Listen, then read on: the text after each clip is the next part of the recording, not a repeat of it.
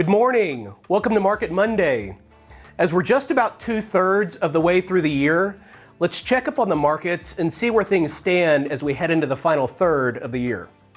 Here we have the S&P 500 up about 16.5%, the NASDAQ up about 39%, and the Dow up just over 5%. And here we have the small cap Russell 2000 up over 7% for the year. And for good measure, let's add international developed stocks. After all, the US only has, about a quarter of the world's GDP? There we are, approaching 10% for the year. Not bad, right? First we'd mention, remember it's usually this line the news is referring to when they talk about the stock market. This one too, the Dow, and then sometimes the NASDAQ also. Keep in mind, if you have some semblance of diversification across your equity exposure, you're going to have some of each of these lines in your portfolio.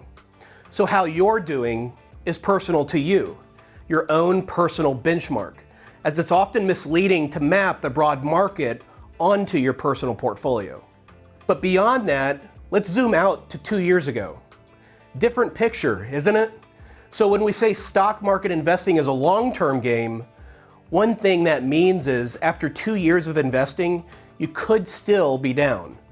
This is a reality of stock market investing. We have small caps and international developed markets still down over the past 2 years.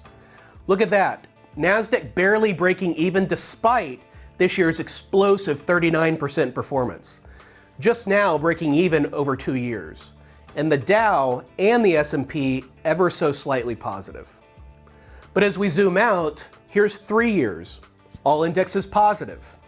And over 5 years, all indexes still positives, but into the double digits. And remember folks, this is after Q4 of 2018, after COVID, and after 2022, all in this time frame. Not an easy time for equity markets, but somehow all these stock indexes found a way higher. And for good measure, here's 10 years. And this is the cold, hard fact of investing. The longer you invest, the higher the likelihood, number one, that you'll be positive, and number two, the higher your returns are going to be. Those are the rules of the game, so to speak. But you do have to tolerate volatility, you have to tolerate drawdowns, and 2-year periods of no progress like we're in now.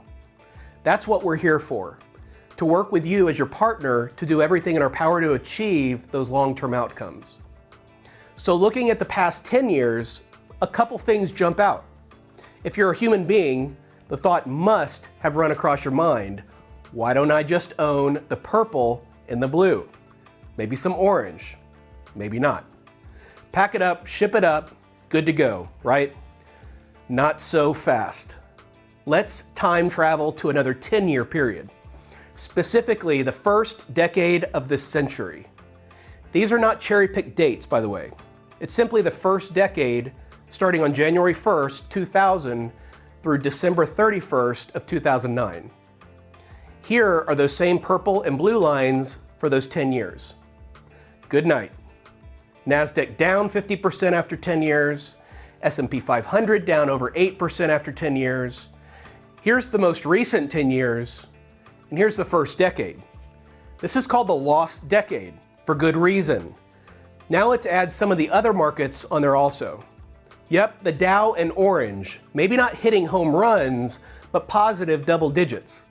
And look at small caps and international. We all would have been grateful for that diversification in our portfolios, no? Not for the past 2 years or 3 or 5 years, but what about for the lost decade? Did someone write a rule that says no more lost decades? If so, I'm not aware. Should we completely ignore the risk for you when we're overseeing all of your hard-earned wealth? Well, that's why we work with you one-on-one, to evaluate these things. And based on your perspectives, your tolerances, your needs for your portfolio, our conversations, we custom tailor your portfolio for you. We hope you enjoyed a little market history this week and that it helps broaden all of our perspectives as investors.